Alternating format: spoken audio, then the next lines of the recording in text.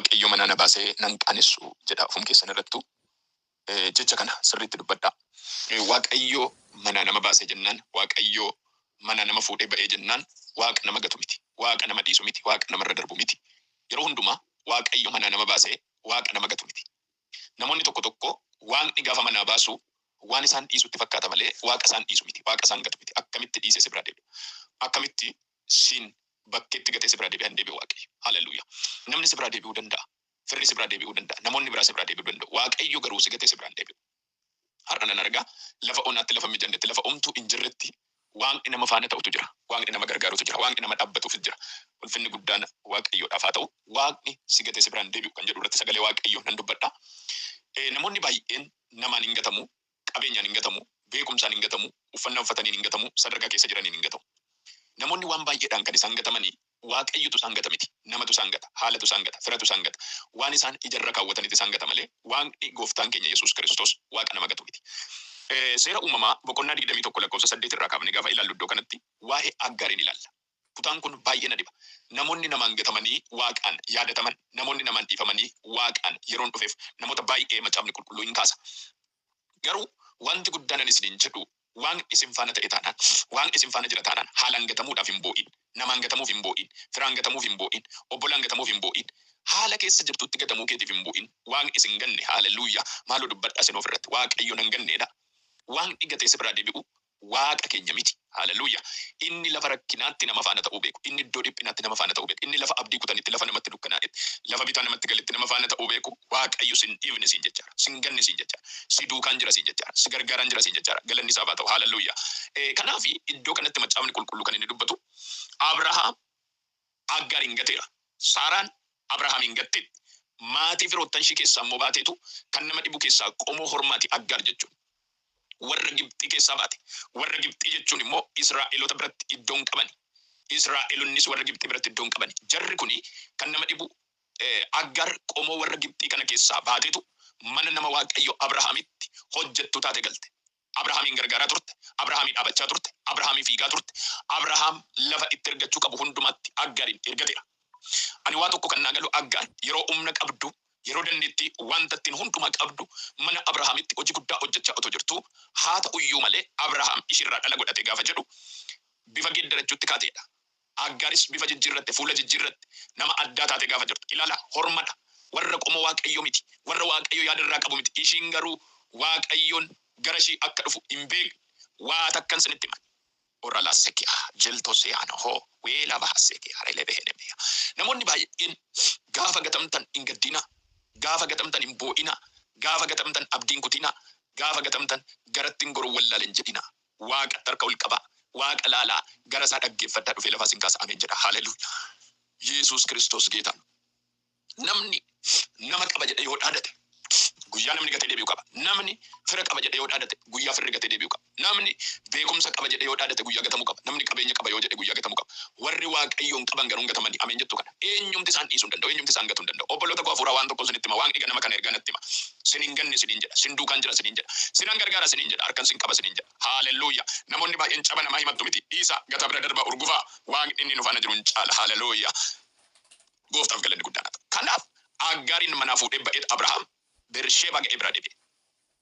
Habaddu dhimma ishiiti akka barbaadde jiraatte duute. Haleluuyaa. Namoonni laattanii fi obaastanii tuwwistanii gargaartanii humna keessanitti fixxanii jiraachuu keessan dagatan hin jirani. Hin duute moo hin jirti laatan talla baluu kan jedhan hin jirani. Ati jirta garuu icciitiin jiraachuu keetii waaqni si bira buufatee waan jiruufi ameen jedhi kana. Waaqayyo inni hundumaa danda'u si bira buufatee waan jiruufi waaqayyo inni jabaa ta'e si bira buufatee waan jiru. Aggaar mucaa ishii daa'ima qabattee otoo jirtu hin duute hin jiraatte ishii Abrahaam gatee deebi'uu irraa kanaaf hin beekne. Isaan kana qofaare namoonni baay'een macaafa qulqulluu keessa jiran mee kan akka Musee ilaalaa.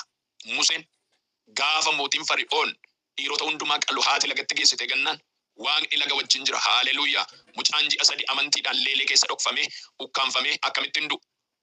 Ji'a 3 dhoksitee dadhabnaan gadi buuste gatte. Lagatti gattee irraa siqtee dhaabbattee dhaggeeffatti. Waaqni immoo intala mootii erge karaa sii qabarras karaatti si gargaaru, karaa sii qabarras karaatti lafaa si kaasu, karaa sii qabarras karaatti si yaadatu, karaa sii qabarras karaa dukkana keebsu, karaa sii qabarras karaa imimmaan kee haqu, karaa sii qabarras waan ittiin rakkattu sirraa fuudhuudhaaf raba hassekiyaa jiltoos yaalee behene meeyya. Afurri waaqayyo natti hima karaa sii qaba. obboleetti karaa si qaba. He have a road karaa qaba. Hin beektu daandii waaqayyo. Nan gatame yaa nama jettu daandii waaqayyo hin beektu. Nan dhiifame. Haaleluyyaa. Hundanna tuffate, hundanna dhiise, hundanna gate. Naman qabu yaa nama jettu hin beektu. Sii dhufa leenci Yihudaa. Sii dhufa hundumaa danda'u hin beektu ati. Karaan hundumtu waaqaaf karaadha. Daandiin hundumtu waaqayyoof daandiidha. Karaan waaqayyo hin dabarsine hin jiru. Meeraalaa sohos sheeke heleve hendaasiyaa. Jeelohos wiildaasiyaa nohos. Ani nan dubbadha ammayyu karaa qaba. እግዚአብሔር በሰማይም በምድርም መንገድ አለው። ምንም ሊከለክለው የማይችል እግዚአብሔር ሃሌሉያ። መንገድ ሁሉ፣ አየር ሁሉ፣ ምድር ሁሉ፣ ፍጥረት ሁሉ የሚታዘዙለት የሰራዊት ጌታ እግዚአብሔር አምላክ መንገድ አለው። ህይወታችሁን ሊቀይር መንገድ አለው። ወደ ህይወታችሁ ሊመጣ መንገድ አለው። ወደ እናንተ ሊራመድ መንገድ አለው። ለእግዚአብሔር መንገድ አለ። ሃሌሉያ። እግዚአብሔር መንገድ አለው። እስቲ ተናገሩ፣ እግዚአብሔር መንገድ አለው። ዊላ ባሐሰኪያ ከናፊ አጋር ለፈኦናት ኦማ ብራንክ carraa bineensaa nyaatamuu qabdi malee, carraa beelli ajjeesuu qabdi malee, carraa dheebuun ajjeesuu qabdi malee, carraa du'aa jetti malee, carraan jireenyaatti mul'anne aggaar aleqqasa jilaal matsaaf qudus. Imboosee kan jedhu macaafni qulqulluu boo'ichi gosa baay'eedha. Namoonni tokko tokko gammadanii bu'u. Namoonni tokko tokko immoo gadda xiqqoon bu'u. Namoonni tokko tokko immoo keessi isaanii madaa'ee kan imimmaan hin cobsine boo'ichi akkasii jira. Inni imimmaan otoo hin cabsiin yookiin immoo imimmaan otoo hin cobiin bu'an kun gadda ulfaataadha. Ani iddoo kanatti kan hin kaasu boo'ichi aggar kun boo'icha imimmaanii qofa miti keessadha. Sababbiin isaa namni ishii namanatte ishii gane, maatiin ishii namanatte ishii gane, humna ishiitti fayyadamanii waan ishii gananiif kanarra gatiin qabu kan jedhu aggaritti ni mul'ata ture. Kanarra abdiin qabu kan jedhu aggaritti mul'ata ture. Kanarra oraalaa sekiyaa, jeeltooseyaa, weelee vehenemeeyyaa, har'a obbari buleetti ko. Humna qabdaaf namni si jaallachuu danda'a. Humna qabdaaf namni si ho'isuu danda'a. Si harkaa nyaataadhaaf, hin gargaartaadhaaf, biddeen laattaaf, itti uwwistaaf namni si jaallata. Guyyaa namni si gatu garuu jira. Waaqni inni hundumaa danda'u garuu yeroo hundumaa waaqa si faana jiru. Waaqa harka si qabu, waaqa si gargaarudha. Kanaaf ija keenya eenyurra kaa'uu qabna kan jedhu Waaqayyo isa yeroo hundumaa nun ganne irra kaa'uu qabna. Kanaaf aggaar otoo boossuu ergamaan Waaqayyo gara ishii dhufee hin boo'in jedhe. Ija ishii bane. Na ilaali, ija bane jechuun akka Waaqayyoon argitu. Ulfina Waaqa akka argitu, guddummaa Waaqa akka argitu, gargaarsa Waaqa akka argitu, abbummaa Waaqayyo akka argitu iji ishii hin baname. Anis nan dubbadhaarra. Gaafa ijji kee baname gargaarsa qabaachuu kee argita. Gaafa ijji kee baname abdii qabaachuu kee argita. Gaafa ijji kee baname Waaqayyo inni hundumaa danda'u si faana jiraachuu argita. Kanaaf namni yeroo tokko tokko gargaarsa Waaqayyo yoo beeke, humna Waaqayyo yoo beeke, abbummaa Waaqayyo yoo beeke malee namni waayyuu gochuu hin danda'u. Kanaaf yeroo baay'ee rakkinni ilma namaa maali jennee gaafa gaafnu, rakkinni ilma namaa inni ijoof hangafni maali gaafa jettan namni nama laala malee Waaqa ni laalu. Abdiin nama namarra, ijji nama namarra. Namni gaafa namni sagatu bu'a malee gaafa Waaqni isa dhiisu hin bu'u. Waa tokkoon sinitti hima. Waaqayyo yoo maal ta'e nama dhiisa. As keessatti xiqqoo ishii tuqee darbu kan hin barbaadu እግዚአብሔር ምን ሲሆን ነው ይላል። እግዚአብሔር ምን ሲሆን ነው ትቶን የሚመለስ? እግዚአብሔር ምን ሲሆን ነው ከኛ የሚለየው? ሰው ንስሐ መግባት ሲያቅተው፣ namni yeroo gaabbii hin furanne taanaan, namni yeroo qalbii diddiirrannaa hin qabu taanaan, namni yeroo balleessaa isaa Waaqa duratti itti himatu taanaan Waaqni nama dhiisa.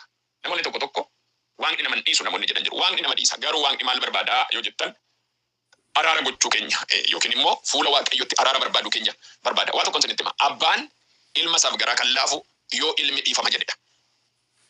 አባት ለልጁ ምሕረት የሚያደርገው እንዴት ነው ብትሉ የሱ ልጅ ይቅርታ አባዬ አጥፍቻለሁ ካለ በእግዚአብሔር ፊት ንስሐ ከገባ እግዚአብሔር ይቀይረዋል። እንደዛ ካልሆነ ግን አንድ ነገር እውነቱን ቢነግራችሁ በእግዚአብሔር ፊት ንስሐ የማይገቡ ሰዎች፣ ሁሉ ጊዜ ስለ እግዚአብሔር የማያስቡ፣ ህይወታቸው ከእግዚአብሔር ጋር ግንኙነት የሌለ ሰዎች ግን እግዚአብሔር ትቷቸው እንደሚመለስ እርግጠኛ ነኝ። yeroo darbe wal darratti barsiisan ture dhaloonni Waaqni dhiisee bira deebi'ee jiru. Dhaloota akkamiiti yoo jettan dhaloota Waaqayyoof tole hin jenne, dhaloota Waaqayyoof hin abboomamne, dhaloota deebi'uu hin dandeenye. Yeroo baay'ee ani waa tokkoon sinitti hima. Bara keessanitti namni kumaatamni tuwwistanii isin haa ganu. Namni laattaniif isin haa ganu. Maallaqa gurguddaa kennitaniif isin haa ganu. Namoonni isin jaallattan baay'een isaanii isin haa ganani. Garuu waa tokkoon sinitti hima. Waaqayyo nun dhiisi. Isti ameen jedhaa. Waaqni nun dhiisi. Namni kan inni cabe, kan inni bade, kan inni ka'uu dadhabu yoomi gaafa Waaqni isa dhiisedha. Waaqni nyaara nutti guure taanaan gatiin qabnu. Garuu abbaa garaa dhiifamaa qabu waan qabnuuf yeroo hundumaa balleessaa keenya Waaqayyotti argisiisuu qabna. An dadhabaadha taanaan dadhabaadha. Ani wallaalaadha taanaan wallaalaadha. Ani cubbuun qaba taanaan cubbuun qaba. Ila kunoo kanan hojjedhe jedhetti agarsiisuun qaba. Nan dhuga taanaan nan dhuga, nan soba taanaan nan soba, nan ejja taanaan nan ejja, nan hata taanaan nan hata. Rakkinni koo kanaanan si amanamuu dadhabe jennee Waaqayyotti argisiisuu danda'u qaba. Kan Waaqayyo biraa namni dhaloota akkasiiti. Yaadattu macaafa qulqulluu irratti dubartoota baay'ee warri Fariisotaa barsiisonni seeraa ejjitoota baddoota ta'uu jedhanii isaan garuu icciitii garaa isaanii Waaqayyotti himatan. Kunoo kana fakkaanna nu ilaali gaafa isaan jedhan Waaqni araara godheef haaleluyyaa. Waaqni ofitti qabe hin baduun qabanka, du'uun qabanka, nyaatamuun qabanka. Kanaaf Waaqni si biraan hafuusi. Ati garuu Waaqayyo biraan hafiin jechuudhaaf maal gochuu qabna? Garaa dhiifamaa Waaqayyo duratti qabaachuu. Garaa araara godhu qabaachuu. Qalbii keenya diddiirrachuu. Yaada keenya diddiirrachuu. Dubbii keenya diddiirrachuu. Adeemsa keenya diddiirrachuu. Kana nu barbaachisa. Waaqayyoon kuni Waaqa yeroo hundumaa nu barbaadudha. ሁል ጊዜ የሚፈልገን አምላክ ነው። ኦቦሌት ጫባ ኬት ከን ገመዱ ነማ ስተኒ ማን ስሪት ጭምሰ ሰይጣን ቆፈን ጀዶል ጉደቹ ኬት ከኔናፉ ጫባ ኬ ሚዳማ ኬ ኮፋቲ ኬ ዋን ቀብዱ ሲያርካ ዲገሙት ከኔናፉ ነማ waaqni garuu guddachuu kee barbaada. Waaqni garuu jijjiiramuu kee barbaada. Waaqni gara maga'uu kee barbaada. Waaqni waan haaraa qabachuu kee barbaada. Kanaafuu namni waan kana barbaaduuf nama akkasii kan immoo yeroo hundumaa kadhachuu fi qabna. Yeroo hundumaa haleluuyaa. Namoonni baay'een gaa imimmaan keessan cobsitan sana dagachuudhaaf waaqatti of laaddaa. Kana gargaafan xumuraa gaariin hin booyin. Waaqayyo imimmaan mucichaa argeera. Boo'icha mucichaa dhaga'eera jedhee burqaa baaseef. Waaqni icciitii si faana jiraachuu isaa keessaa inni guddaan ati beektu lafatti deemtee hundumatti eebbisi barbaada. Ameen jedhi. Lafatti deemtetti gaa'illi kee milkaa, abjuun kee milkaa, hojiin kee milkaa, mul'anni kee milkaa. Waan hundumaatiin milkaa'uu kanatti dandeessu lafa hundumatti waaqayyo si faana ta'uudhaan.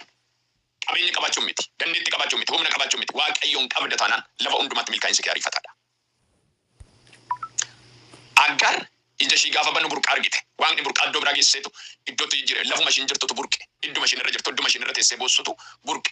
Sababa waan ishii faana jiruuf lafa onaati. Sababa waan ishii jaallate. Sababa waan ishii yaadate. Sababa ijji waaqayyo ishii ilaaleen lafuma onaa sanirraa burqaan ba'e. Har'as ergaan sii qaba. Lafuma tirakkattu sana waan haaraan ba'a. Manuma tirakkattu waan haaraan ba'a. Mee waa tokko amantanii nafaana yoo amantan waan si jalaa qabame waggoota baay'ee waan gadhiisisuu danda'a si faana jira waan ta'e. Ajandaa diina waggaa dheeraa sirraa diiguu danda'a. Mormii diina waggaa dheeraa sirraa diiguu danda'a. Abjuu kee badee deebisa. Mul'ata kee badee deebisa. Ergaa haaraadhaan gara kee dhufa waaqayyo. Manuma jirtutti waan booji'amte keessaa si baasa. Manuma jirtutti aangoo du'aa cabsa. Manuma jirtutti aangoo dhukkuba. Kanaan waan si faana jira hin milkoofta. Burqaa haarabbaa, burqaa haarabbaa. Isa sin dideessin dhagaa. Isa sinii qajeeluu dideessinii qajeela. Isa daandii gadhiise daandiitti deebi'a. Gooftaa galanni siif haa ta'u. Ulfinni bara baraan siif haa ta'u. Egaa dubbii kee si haa galatu. Faana jiraachuun kee hundumarra caalaa ulfaadhu. Ammas yaa waaqayyo waa tokko sin kadhadha.